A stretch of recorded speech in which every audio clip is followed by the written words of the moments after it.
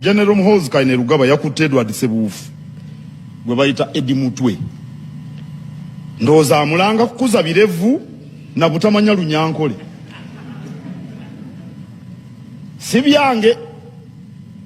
si byange bibye tewabaawo abinsibako.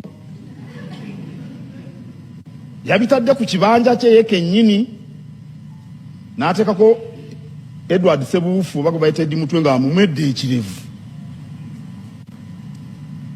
Eddie Mutwe alina ekirevu kiringanga kya Peetero Omutume. Mu mateeka poliisi erina obuyinza okukwata n'okusiba abamenyi b'amateeka. Awo nno nsaba General Muhoozi Kainerugaba akwase poliisi Eddie Mutwe. Bw'oba waliwo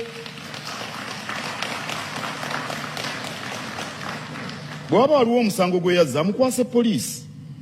Poliisi yebeemuggalira ate naye egoberera amateeka. Ssaawa 28 bamutwale mu kkooti. Ebintu ebyo bya bulabe nnyo bassebo ne bannyabo. Bya bulabe. Era bwe bibeera mu mawanga gatabanguka.